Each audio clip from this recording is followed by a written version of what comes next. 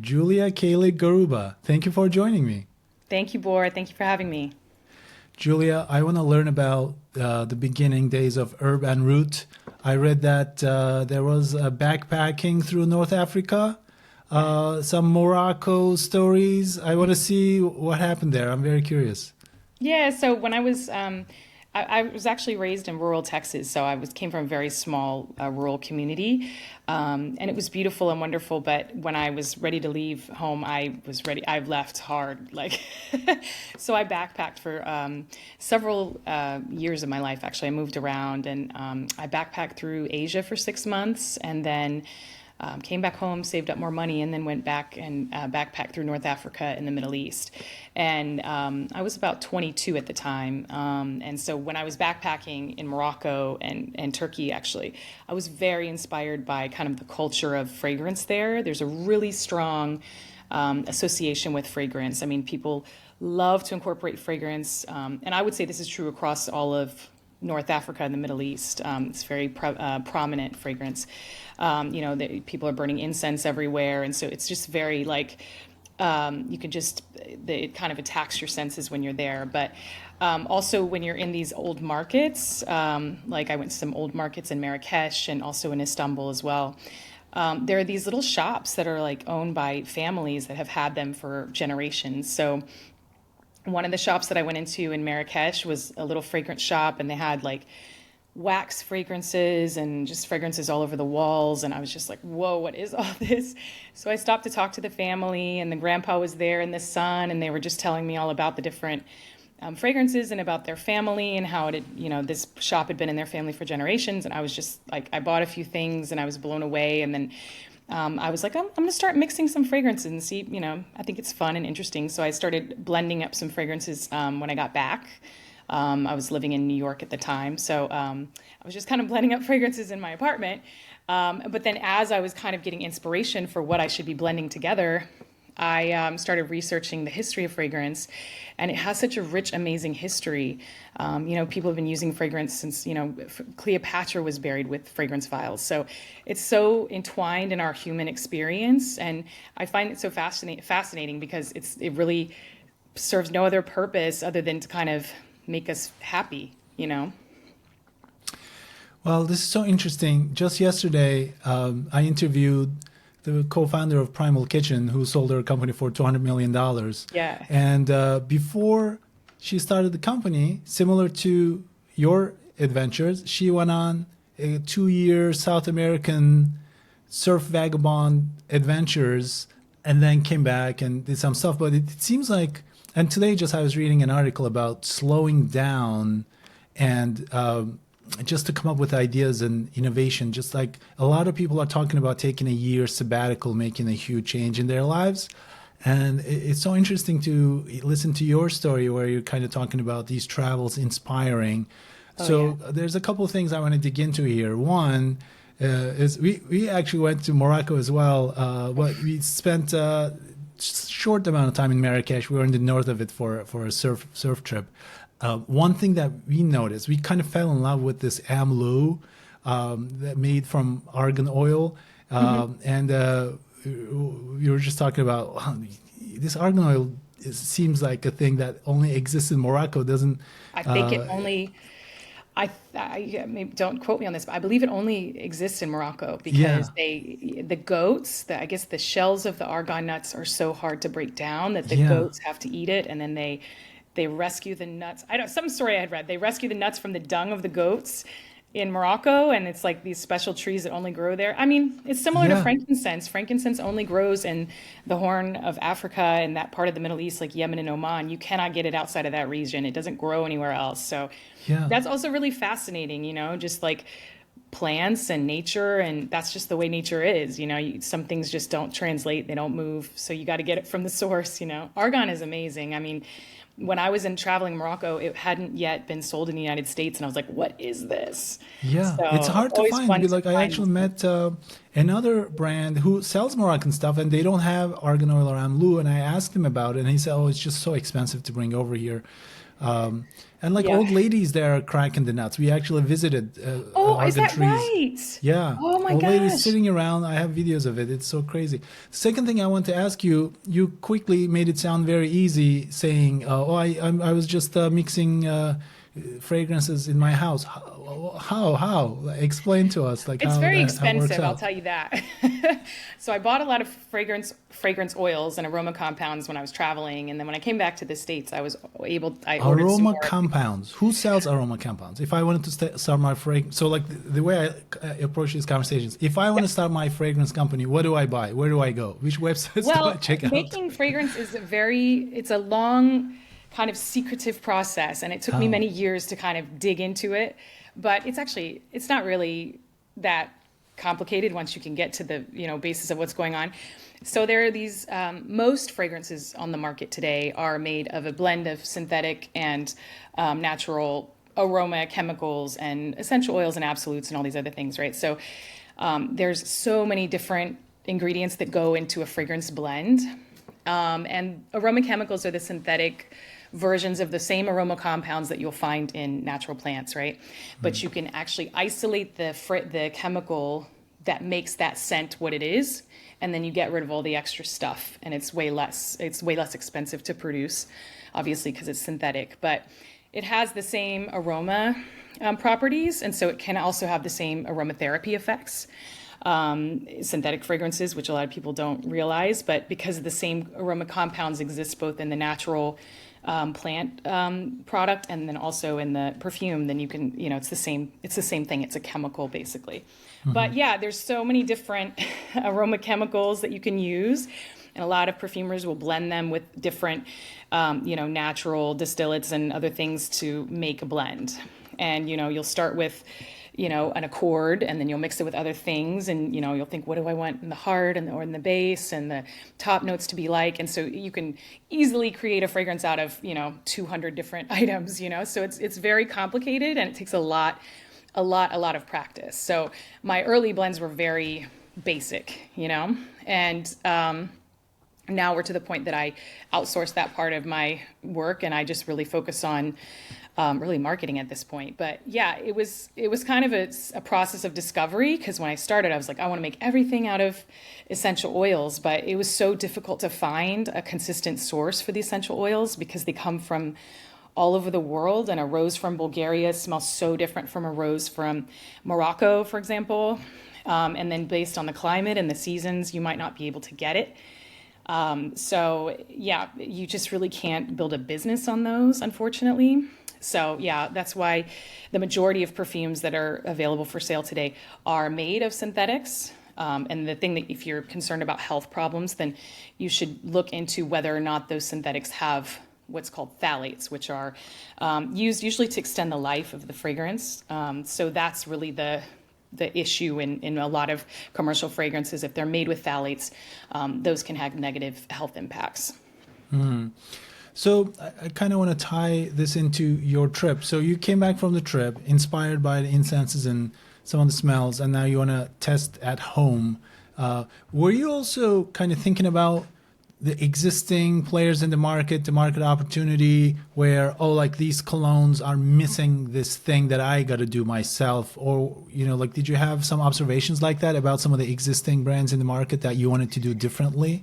Not really. What I wanted to do was recreate some of the things I had been reading about in history, things that have been used. One of our first fragrances is Attar of Roses, which is a combination of rose and sandalwood. It's very simple, but this particular blend was started during the Mughal Empire in modern-day Pakistan and India.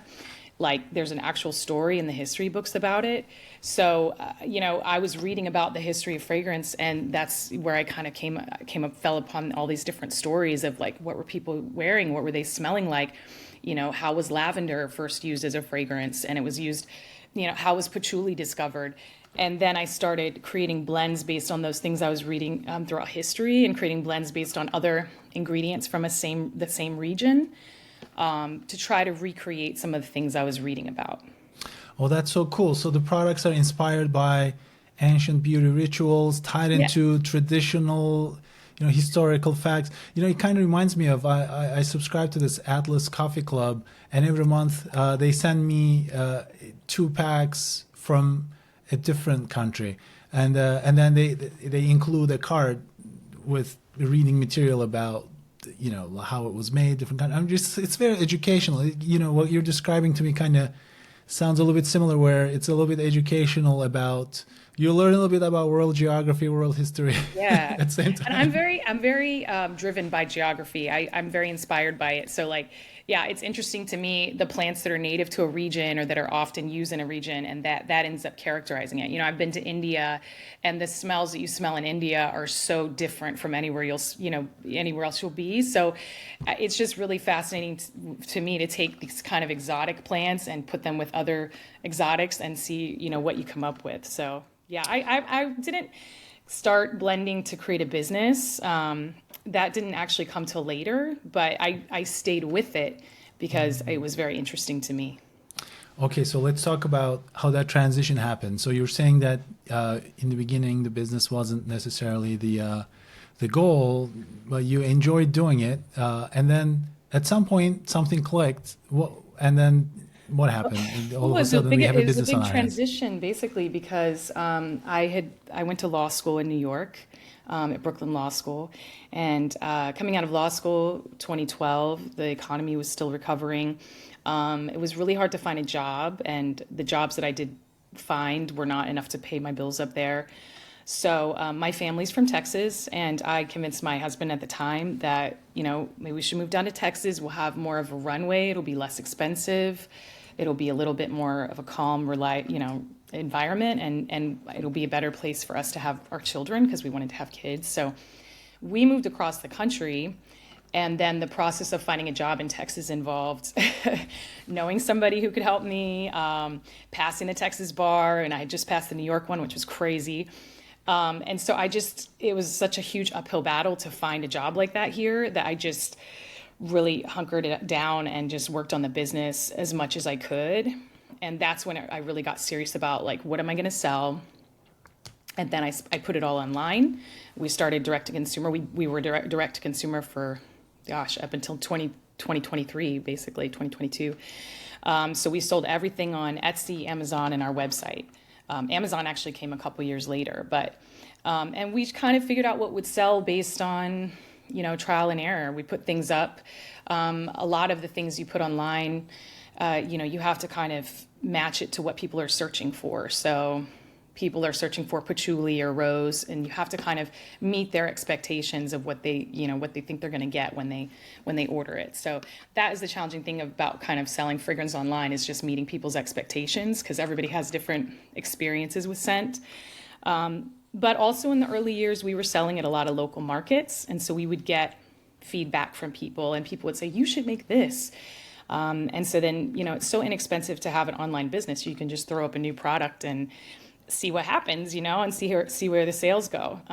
Now our process for product discovery and product research is way more nuanced, but in the early years, it was just kind of, what are people telling us they like? What are people saying they want to see? And, what's selling online.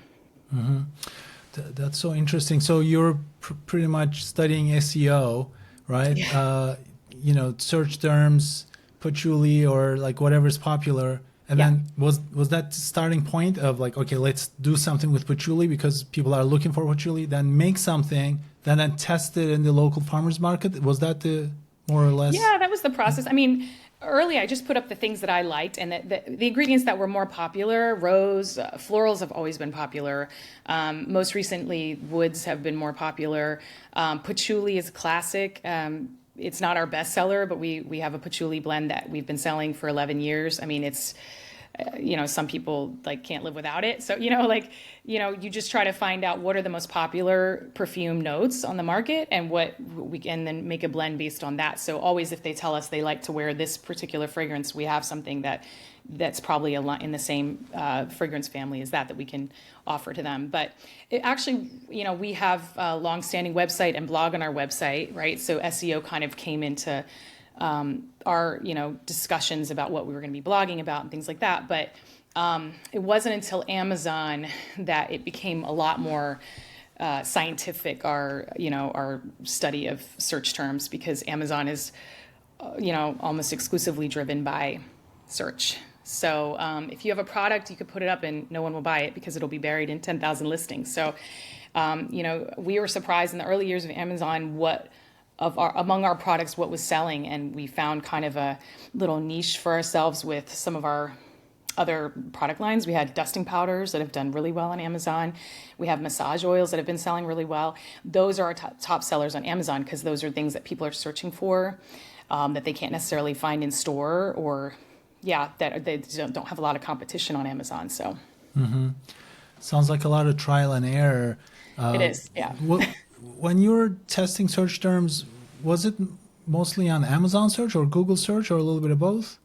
A little bit of both. I mean, we do get a lot of organic traffic to our website because we've had our blog for so long, for 11 years. Amazon, you can check reports, and once you're running ads, you can look at your, what keywords and what the keyword volume is, and things like that. We also use a tool called Questions Most Asked, which is one of the best tools I've used for search queries, and I still use it to this day. Anytime I'm writing a blog post or anytime I'm doing product research, I use it. It really helps drive what questions people are, it tells you basically what are the most asked queries and phrases related to your keyword. And so that kind of gives you an idea of what people are looking for. So a lot of our blog posts are driven by those queries, and that we'll have that in the title and then, of course, throughout the post. Cool. For our listeners, there's another, what is it called? It's Gummy Search or something like that. That does Reddit community searches. So if anybody is in, I'll have to look that up. Yeah, it uses AI to go through discussions in like subreddits and things to Oh my kind of gosh! unearth Yeah, I haven't used one with opportunities. AI yet. Wow. Yeah, so it's so cool that the timeline of your move to kind of save money to stay with your parents actually aligns with exact the same thing I was doing exact the same time. 2012, Really? 2013. Yeah.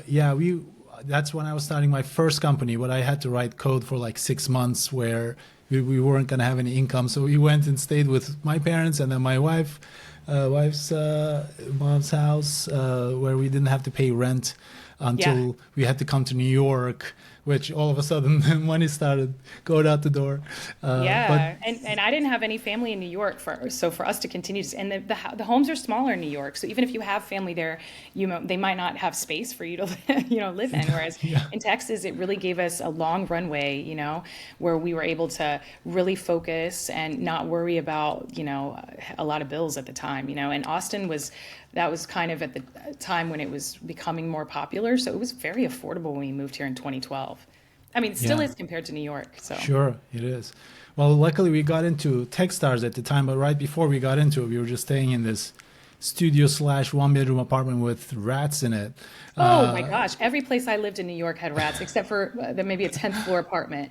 Oh my gosh. Yeah, I had like $20 left in my bank account before we got into Techstars, and the money hit the bank. I was like, oh my God. That's a good the reason story. I'm saying it is because your story happened exact the same time. When I was going through this in New York, you were going through this in Texas. So like right exact the same time. Yeah, I had read a story too about another founder who had graduated business school around that same time. My husband went to business school at Columbia, and he graduated 2008, which was a horrible time to graduate business school, right? And I think everybody that's in grad school, a lot of people were in this same kind of boat, like, oh, the economy's terrible and nobody's hiring right now. What are we going to do? And a lot of people from these business schools that would have gone into finance ended up starting businesses because there were no jobs in finance. So it's times of transition that you find opportunity, and I wouldn't have traded it for anything to be at a law firm now in New York compared to where I am now. Yeah, you know what they say, constraints lead to creativity and innovation. During Absolutely. COVID, a lot of people lost their jobs. So, they had to do something. It kind of acted as a way to pursue their passions. Like I had this idea that I wanted to do for a long time, but I just didn't have the guts to follow it. But now I have no choice, so I have to follow this. Yeah, I mean, And now- failure is not an option. If you need it to pay your bills, then you'll really focus hard on it. So, yeah. It was just like, was it New York Times or Wall Street Journal? front page story about how companies got started during COVID have added so many jobs to the economy It since makes that time. sense. But going back to your early days, so lots of testing, and then you figured out at some point that something is clicking and some type of growth started happening. How long since the first, When did let's I start say, paying myself? well, was that, yeah, I suppose we could say that when you started paying yourself, or I wanted to ask you, like, some type of growth started giving you hope that this is actually going to be serious. I mean, there were times when I wanted to quit. I I didn't know what else I was going to do because like the prospect of taking the bar again was really looming, and I was like, oh, I don't want to do that. But there were times when I was like, I don't know if this is going to work. You know, we started it in 2013. When I say we, I'm talking about myself and my husband. We got on Amazon in 2016. And then I think it wasn't until 2017 that it started making enough money to pay some of our bills, to start paying us. And that's all because of Amazon. We're still, I mean, our website still, at this point, our website can help, you know, we could survive without Amazon, but those early years it would have taken so much longer without Amazon because it just opened up this huge opportunity to sell to this massive audience and to actually be able to have it fulfilled. Because we use Amazon's fulfillment services. I mean, there's no way we would be able to fulfill 200 orders a day ourselves. So the fact that they had that fulfillment service available and we could just ship products to them and they can take care of all that, I mean, it's really helped our business grow, and you know, it's still our number one channel. So it wasn't actually until 2017 or so, once we started building velocity on Amazon, that we were actually able to, you know, keep the growth going and to fund new channels of growth, which is very expensive.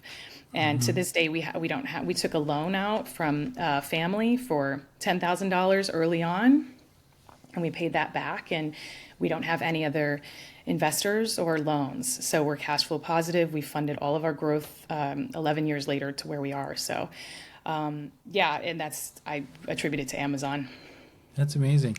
So when did we graduate from mixing fragrances at home to actually, you know, manufacturers formulating for you? And how did you find those people? And what was the first minimum order quantity order, and how much was that order?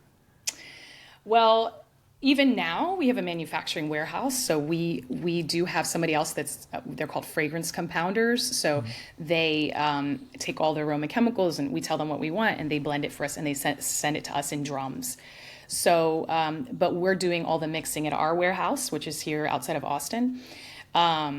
So we do manufacture our products, but to get to the point where I could find fragrance manufacturers, I had to go to trade shows. Because I just had no idea. And it's very, like I said, this whole industry is so shrouded in mystery.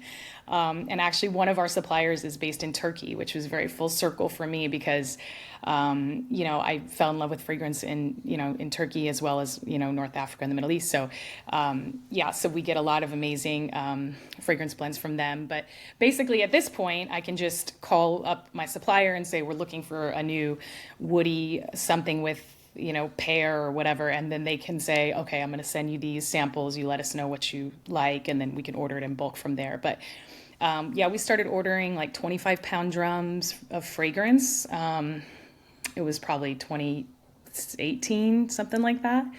Up until that point, we were blending it all ourselves. And we still make all of our products in our manufacturing warehouse. So once we get the fragrance, we blend it with alcohol or oil, depending on the format.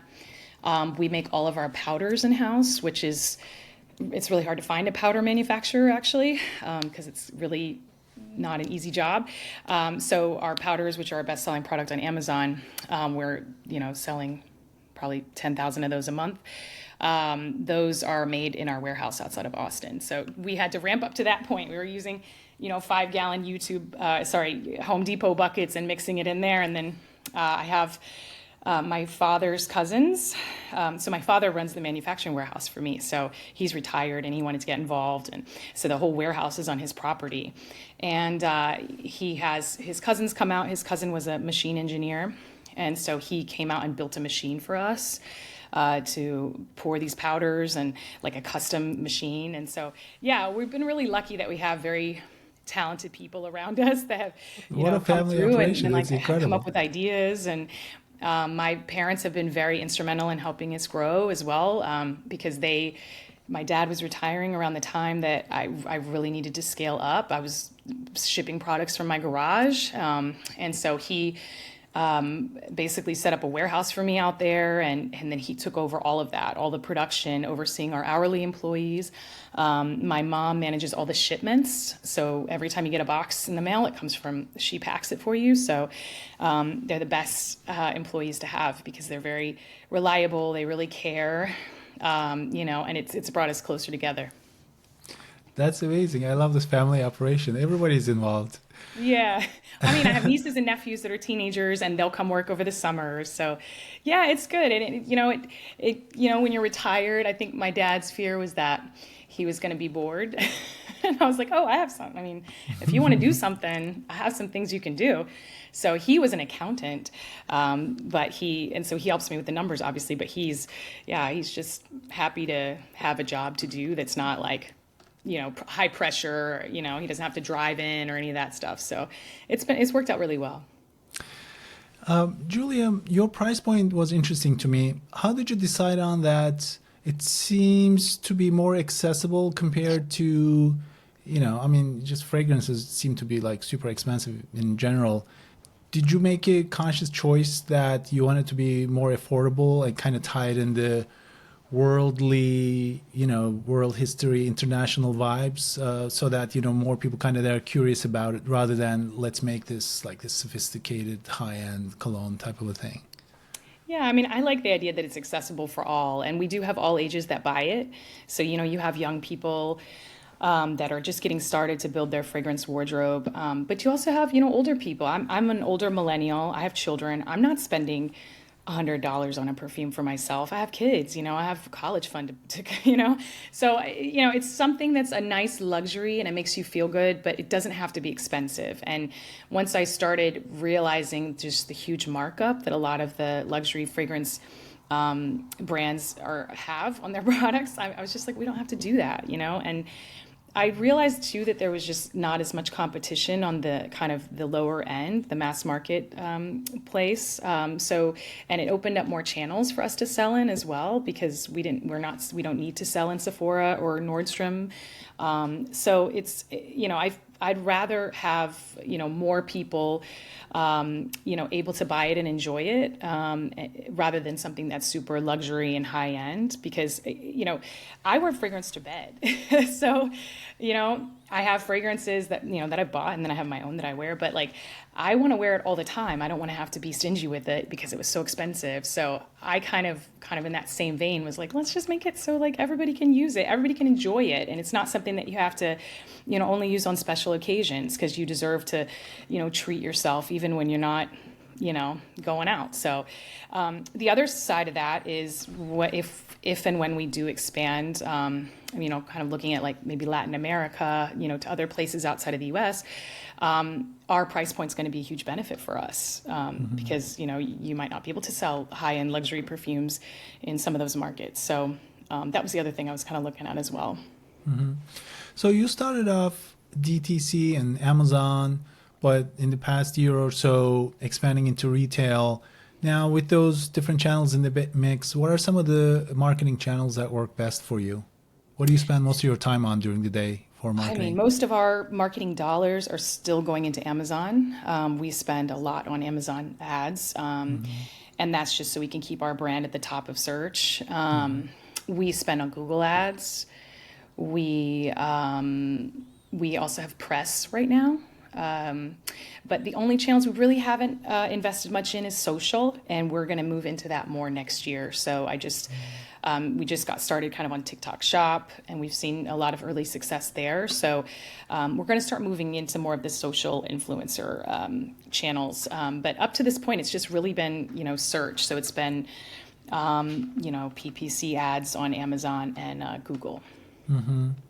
So, do people, because you kind of have to smell it, right? You know, the other day I was looking at Wall Street Journal magazine. They still have those cologne sticker inside where, I love you those. know, I showed it to my son. He's like, Dada, what is this? Smell it. Take it to mama. It's something Hermes or something, you know, like Yeah. inside the magazine. But online, you can't smell it, obviously. You know, how do you persuade people to buy it without knowing what it smells like? Well, I think that's why these dupe companies, dupe fragrances have been doing so well because they can relate it to something that people are already familiar with on the market. But we really try to, our strategy has been to kind of, we put samples in every box and we really try to get as many samples in front of people as we can. So if you order a product from us on Amazon and it's not our fragrance, say it's our dusting powder or our massage oils, you're going to get a fragrance sample in your box, and then you can, then you can come to our website or find us on Amazon and you can order it there. So we've had a lot of success with that strategy. We've also we still sell at markets face to face, and so we have people that we've had customers for 11 years. We have a lot of word of mouth customers. So that's grown it that way as well. And then our retail partnership, we have a retail partnership with the biggest grocery store here in Texas called HEB. They started selling our perfumes in their makeup aisle in January 2023. So That's a pretty big Texas-based it's huge. retail. Yeah. It's the number one grocery store in the country. Wow. Oh, I didn't It's know that. really wonderful and innovative grocery store. If you ever in Texas, you should definitely visit one. But it's like Texas pride because it's huge. There's so many options, and their beauty aisle is very innovative for a grocery store. They have amazing brands, and so we were very excited to go in their doors, and that's really spread the word for us a lot here in Texas. Now people have seen us in the stores, and and then there's people across the country that'll find us in some little boutiques and stuff like that too. But we haven't really yet reached the pinnacle of the sales that we could reach through wholesale relationships, because we just started working on those. So we've just been doing Amazon hard for so many years, and we're looking to kind of expand that in the next couple of years. You say that you're getting into TikTok shop. What kind of creators do you go for there? How do you select them? We haven't even started with that yet. We just got our shop up and we started getting some orders just on our shop, which was amazing. TikTok is my favorite social media platform. I really love it. And I've actually bought things on TikTok shop, and my husband, who kind of keeps up with these things, like 2 years ago was like, TikTok shop's going to be big. Like, you need to get on there. And I was like, okay, when I get around to it, but we really started making a priority this year because I think that TikTok could rival what Amazon is doing, because they offer fulfillment services, which is really the key to Amazon's success, I think. And I really think they could do huge things. And I don't agree that it's just the younger demographic that's on there, because everybody my age is on there and on it a lot. I mean, my screen time has gone way up since I got on there. So it's very engaging. Their ads are very engaging, and we've just been selling products just from putting our products up on the shop. So we haven't yet worked with influencers on there, but we're going to start kind of looking in the next couple months, and we'll see how it goes. Yeah, I'm sure a lot of TikTok influencers are listening to our show right now. Who would be a good fit? Well, we have a lot of, we because we're mass market priced, we reach a lot of different demographics. So we have our young Gen Z demographic. They're just getting started with fragrances. They want to build a fragrance wardrobe. They like our price point. So if you have kind of a younger audience, that's a great influencer for us. There's a lot of people that are really into beauty and fragrance. That's like a passion of theirs. A lot of young Gen Z people. So yeah, that would be a great influencer for us. We've got millennials that buy it. So yeah, busy moms.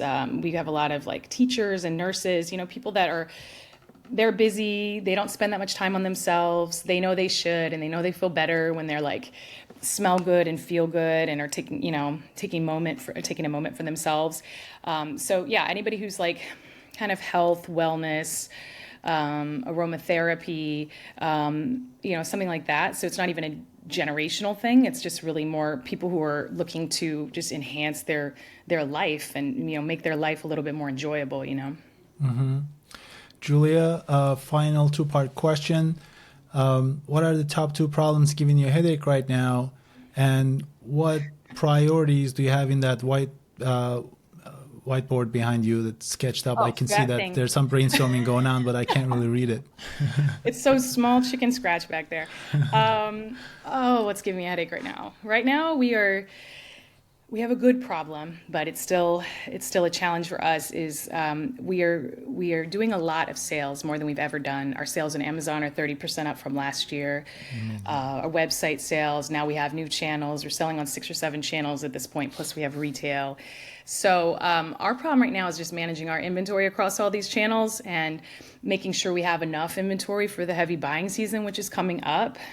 So I'm just, ordering, we're running out of things. There's so many components, and that process is, it's something you don't really think about, but it's hard to manage with just software because there's a lot. It takes a lot of work just to think through all of the missing all the components. So you have a bottle, you have a cap, you have a box, you have a label, you have 4 different items that go inside the bottle. So it's just trying to keep up with demand and just try to stay in stock is really honestly one of our biggest challenges right now. For priorities for the next year, we want to start working with some influencers. So we do want to just start doing a little bit more on social, both on Instagram and TikTok. But as I mentioned, I think because TikTok Shop is just showing a lot more velocity, I think, for us at the moment, and because they have their fulfillment option for us as a business, that's probably where we're going to focus the most energy end of this year, early 2025. So another priority for us is to get into another retail chain. So we're thinking about who's going to be the best partner for us. We do have several different product lines. Our dusting powders kind of skew to an older generation, and they're looking for this stuff on the shelf, and a lot of retailers don't carry it. So we're looking for a partner that can sell those for us. We'd like to partner with more retailers on the perfumes. Just kind of expanding more of our wholesale operation as well. Julia Kahlig-Garuba, thank you for sharing your journey with me. Thank you, Bora. I appreciate it.